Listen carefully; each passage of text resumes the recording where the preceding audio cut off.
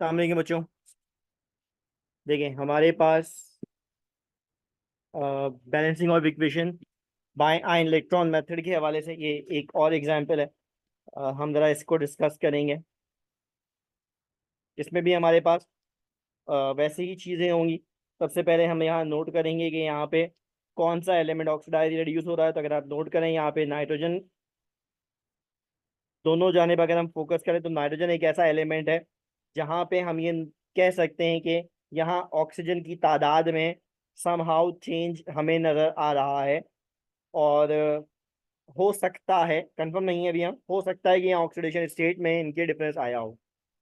अब ये बात हम कैसे करेंगे, तो हम इन सब की ऑक्सीडेशन स्टेट निकालेंगे। निकालने का तरीका मैं पहले क्योंकि सिखा चुका हूँ, लिहाजा मैं इसको डायरेक्टली ये बात डिस्कस कर लेता हूँ कि यहाँ पे नाइट्रोजन की ऑक्सीडेशन स्टेट क्या आ रही होगी। तो यहाँ पे नाइट्रोजन की ऑक्सीडेशन स्टेट अगर हमें यहाँ पे निकालें, N2O4 में N की ऑक्सीडेशन स्टेट क्या आ रही होगी, तो ये हमारे पास निकलेगी +4। जबकि हम यहाँ पर आए तो ये हमारे पास आ रही होगी +3। के NO2 में नाइट्रोजन की ऑक्सीडेशन स्टेट +3 आ रही होगी, ठीक है। और N2O4 में ये +4 आ रही है। अच्छा, अब अगर हम यहाँ पर आए, ब्रोमीन का केस देखें, अगर हम यहीं पे इसको जरा फोकस करें थोड़ी देर के लिए, तो यहाँ पे नाइट्रोजन की ऑक्सीडेशन स्टेट में कमी आ रही है।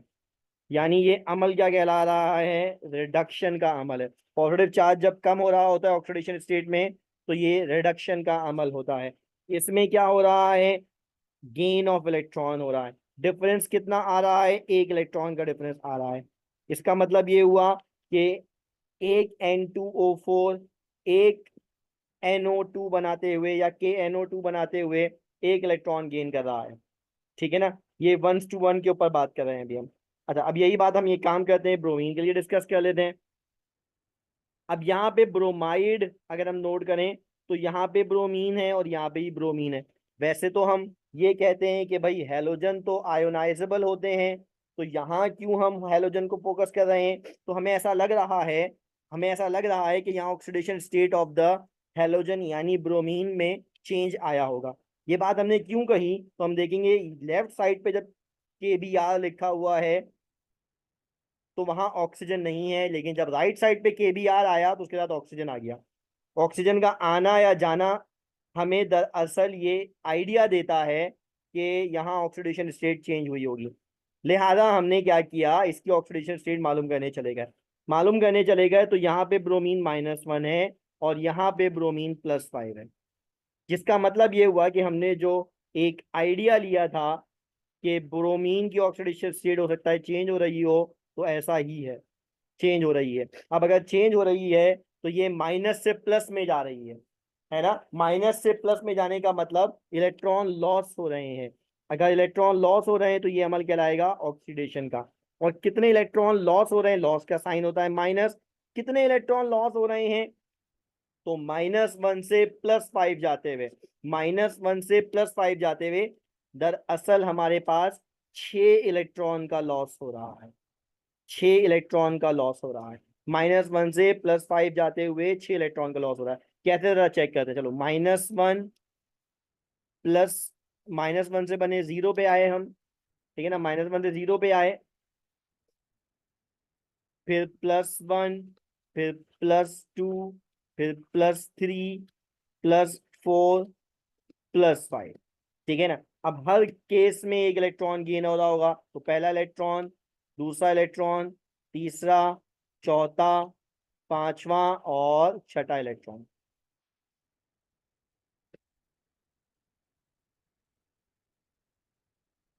दैट मीन्स के -1 से +5 आते हुए इसने टोटल 6 इलेक्ट्रॉन गेन करें और लॉस करें, ठीक है ना। लॉस करें, माइनस निकले, ठीक है ना। अब ये हमारे पास इसका बेसिक आइडिया हो गया। अच्छा, अब हम क्या कहते थे, अब हम कहते थे अपने पास मीडियम कौन सा है, तुमने बोला बेस मीडियम है ना, बेस मीडियम है। अच्छा, हमारे पास इसके सॉल्व करने के स्टेप्स क्या आते हैं, हमने स्टेप्स किए हुए थे। हमने कहा भाई पहले तो करेंगे हम आयोनाइजेशन। आयोनाइजेबल आइन को हम यहाँ से अलहदा कर लेंगे। अब N2O4 में कोई आयोनाइजेबल आइन नहीं है, तो एज इट इज लिख दिया। अब KBr में क्योंकि ब्रोमीन यहाँ रिडॉक्स रिएक्शन में इस्तेमाल हो रहा है, तो हम ब्रोमीन को नहीं हटा देंगे, बल्कि इसके साथ मौजूद पोटेशियम को हटाएंगे। अच्छा, पोटेशियम अपने साथ प्लस लेके जाता है तो छोड़ के माइनस जाता है। पोटेशियम अपने साथ +1 लेके जाता है तो छोड़ के -1 जाएगा। ठीक है, चलो यहाँ पे आ जाते हैं।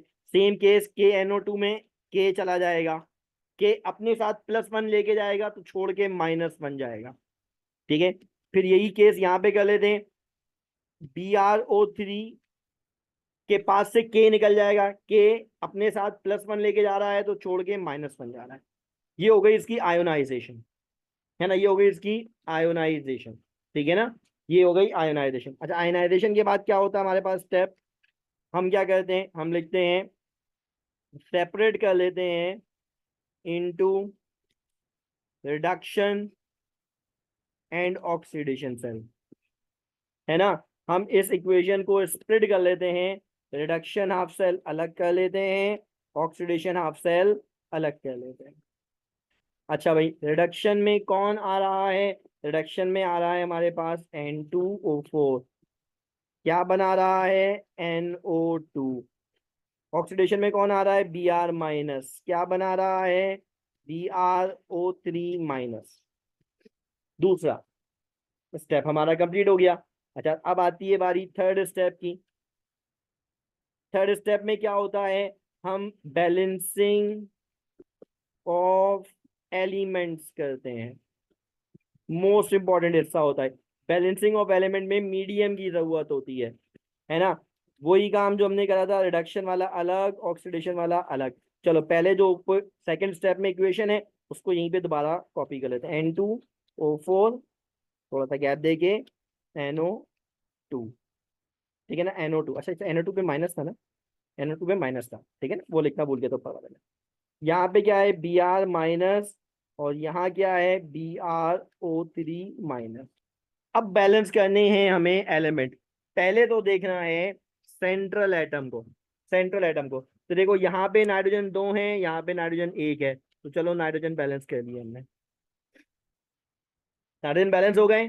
अब बारी आ गई ऑक्सीजन की। लेफ्ट साइड पे 4 ऑक्सीजन, राइट साइड पे 2 × 2 4 ऑक्सीजन। इसका मतलब ये हुआ कि नाइट्रोजन और ऑक्सीजन अब यहाँ पे ऑलरेडी बैलेंस्ड ही है, कुछ लेना कुछ देना जरूरत नहीं है ना। कोई पानी देने की, OH देने की जरूरत नहीं है, ऑलरेडी बैलेंस हो गया। कम होता है ऐसा, लेकिन यहाँ तो हो गया, चलो अच्छी बात हो गई। अच्छा, अब आते हैं ब्रोमीन पे, यहाँ भी एक ब्रोमीन, यहाँ भी एक ब्रोमीन। तो सेंट्रल एटम को तो चेंज करने की जरूरत नहीं है। बारी आ गई ऑक्सीजन की। राइट साइड पे 3 ऑक्सीजन नजर आ रहे हैं, लेफ्ट पे नहीं है, राइट पे है। इसका मतलब 3 ऑक्सीजन गेन हो रहे हैं, है ना। इसका मतलब क्या है, गेन हो रहे हैं, ऐड हो रहे हैं, गेन ऑफ 3 ऑक्सीजन एटम्स। अब अगर गेन हो रहे हैं ऑक्सीजन एटम बेस मीडियम के अंदर, बेस मीडियम के अंदर, तो हम क्या कहते हैं, OH देते हैं। एक ऑक्सीजन के लिए 2 OH, तो 3 ऑक्सीजन के लिए 6 OH-। अच्छा भाई, क्या बन के निकलेगा, पानी। कितने पानी के मॉलिक्यूल बनेंगे, जितने OH दिए उसके आधे। जितने ऑक्सीजन आए हैं उतने ही वाटर मॉलिक्यूल निकलेंगे। ठीक है ना, उतने ही वाटर मॉलिक्यूल, जितने ऑक्सीजन आए, 3 ऑक्सीजन आए तो 3 पानी के मॉलिक्यूल निकलेंगे। अच्छा, एक ऑक्सीजन के लिए हमारे पास, एक ऑक्सीजन के लिए हम 2 OH ऐड करते हैं, एक ऑक्सीजन के लिए हम 2 OH ऐड करते हैं। ये हमारे पास इसका बैलेंसिंग का पार्ट हो गया। अच्छा भाई, जब एलिमेंट बैलेंस हो गए तो फिर हमारे पास बारी आती है फोर्थ स्टेप में, किसकी, बैलेंसिंग ऑफ चार्ज की।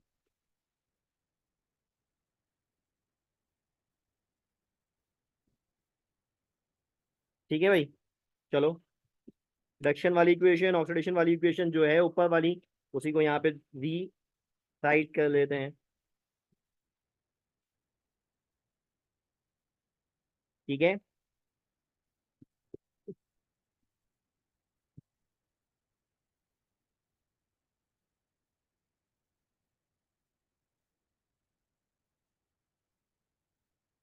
चलो अब आते हैं और बात करते हैं इलेक्ट्रॉन गेन या लॉस की। रिडक्शन में तो गेन होगी, रिडक्शन में तो इलेक्ट्रॉन गेन होंगे। अच्छा भाई, गेन होंगे तो क्या होगा, जरा इसको हम ऊपर जाते हैं, ऑक्सीडेशन स्टेट के डिफरेंस से देखते हैं क्या है डिफरेंस भाई। एक N2O4 एक NO2 बनाते हुए एक इलेक्ट्रॉन गेन कर रहा है ना। एक N2O4 एक NO2 बनाते हुए एक इलेक्ट्रॉन गेन कर रहा है। हमारे पास क्या हो रहा है, हमारे पास दो NO2 बन रहे हैं, है ना। हमारे पास कितने NO2 बन रहे हैं, दो बन रहे हैं। इसका मतलब एक के लिए अगर एक इलेक्ट्रॉन गेन हुआ है तो दो के लिए दो इलेक्ट्रॉन गेन हुए होंगे। गेन कहाँ लिखते हैं, लेफ्ट साइड पे। गेन कहाँ लिखते हैं, लेफ्ट साइड पे, ठीक है ना। अच्छा अब आते हैं ब्रोमीन वाले पार्ट के लिए। तो देखो एक KBr, मानो एक Br से एक BrO3 बन रहा है। एक Br से एक के तो आयोनाइजेबल है ना, के को नजरअंदाज कर दिया, ठीक है ना। एक Br से एक BrO3 बन रहा है और इस दौरान कितने इलेक्ट्रॉन गेन हो रहे हैं, लॉस हो रहे हैं, 6, है ना। कितने इलेक्ट्रॉन लॉस हो रहे हैं, 6। हम आते हैं अपने पास, हमारे पास भाई कितने Br बन रहे हैं, एक Br से एक BrO3 ही बना है। एक Br से एक BrO3 ही बना है। इसका मतलब कितने इलेक्ट्रॉन लॉस हुए होंगे, 6 ही इलेक्ट्रॉन लॉस होंगे। लॉस ऑफ इलेक्ट्रॉन कहाँ लिखते हैं, प्रोडक्ट साइड पे, प्रोडक्ट साइड। ये हमारे पास एलिमेंट और चार्ज दोनों बैलेंस हो, सबसे मुश्किल काम यही होता है, एलिमेंट बैलेंस करना और चार्ज बैलेंस करना। अब क्या है, इक्वलाइज करेंगे इलेक्ट्रॉन को।